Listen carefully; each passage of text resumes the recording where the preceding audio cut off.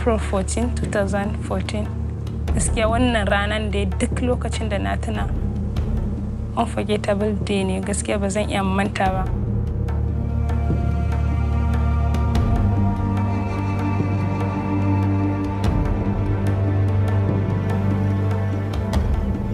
On that day, we don't know anything. We are just hearing gunshots outside and we saw people coming in with soldiers' uniform. They told us that they are military, they're here to protect us, and they called us to come and gather together. And they said that we should move on straight line out to the gates. And some of us said that they are not going. And they said that if you are not going, they will shoot you. And they said that, okay, let's start burning the hostels. When I say, what? Burning the hostels, soldiers burning hostels. How is that possible? They said they are not soldiers, they are Boko Haram.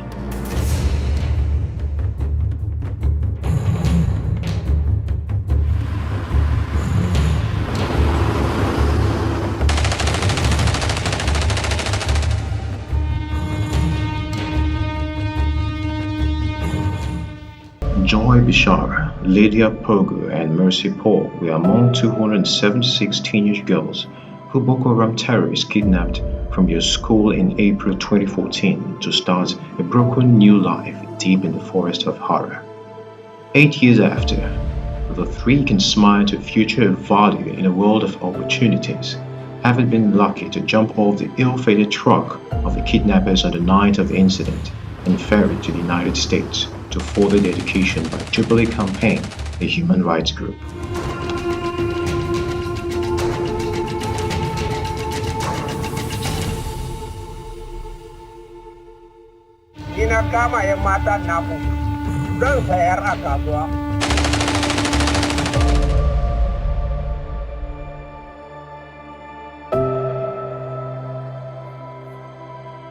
In 2021, Bishara earned a bachelor's degree in social works.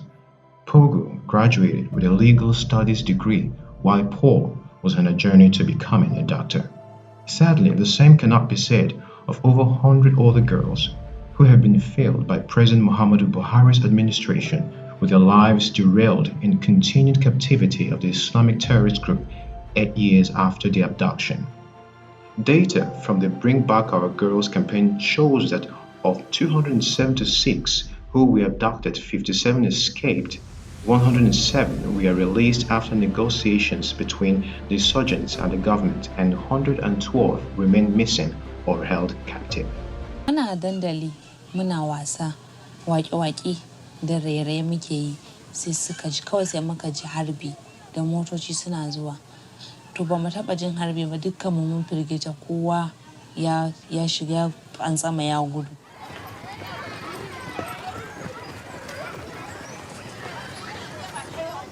Their parents, 20 of whom had died from heart-related conditions, have nothing to show for years of protest, videos and pleas for the government to rescue their children from the terrorist death. They are rather left with thoughts of their children's new life reformed terrorist ideologies and memories largely reduced to the anniversary of their kidnapping. The number of those missing dropped to 109 last year after 3 of them returned home.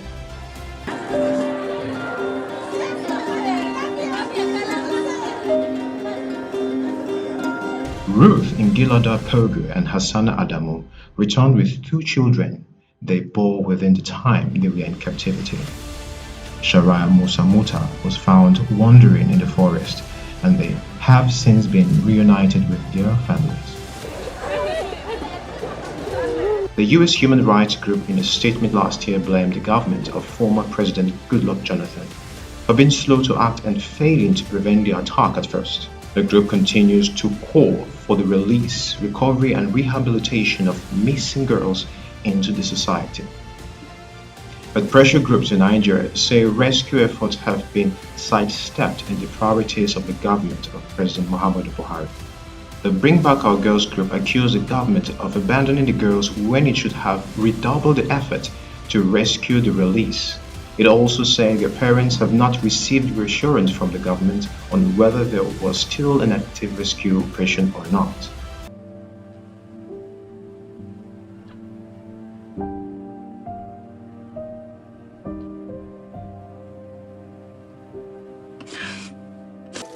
The lack of interest in upholding the dignity of human life has brought us to the footstool of global shame. We cannot continue to be a society where the poor are left to their own design. We therefore remind President Muhammadu Buhari of his solemn declaration in his 2015 inauguration speech that the fight against the terrorists cannot be said to be won until all our Chibok girls are back along with others in captivity. The group said in a statement signed by 5 members including Aisha Yusufu and Obi Ezekwesili. The International Crisis Group ranks the incidents as one of the most notorious insurgent attacks in the country, which has taken a toll on over 1 million children, mainly in the northeast and in neighboring countries including Cameroon, Niger, and Chad. Children in Borno State are among the most affected by conflict and educationally disadvantaged in the world, with over 1,400 schools destroyed and 2,295 teachers killed across the northeast in protracted conflict, according to the United Nations Children Fund (UNICEF). At a point, children were used as human bombs, including girls and boys often under 15 years of age. Despite the current government offering early hopes by driving some of the insurgents out of their strongholds, the Chibok girls are only considered just a small fraction of thousands of children and women abducted by the insurgents, as the scale of the toll became apparent with more captives liberated by the advancing troops. It urged the government to stay keen on detailed documentation of all those seized over the years and account for them all, including those missing. Part of ICG's recommendation to protect against attacks in schools and the abduction of children is for the government to increase military deployment and other security agencies to the north in a more efficient way.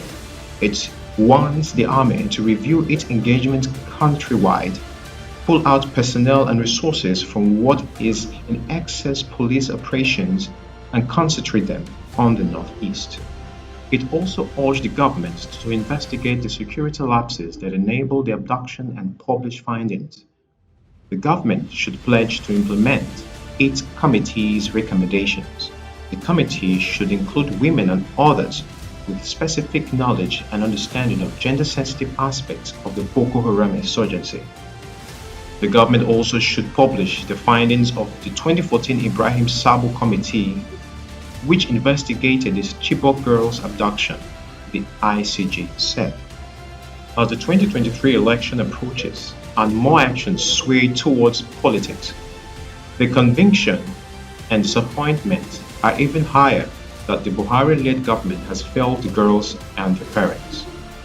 More citizens are increasingly being failed in a renewed attack on the northwest grows, the Abuja Kaduna train attack being the recent biggest attack, growing as well as a public trust deficit in government and its ability to keep people safe.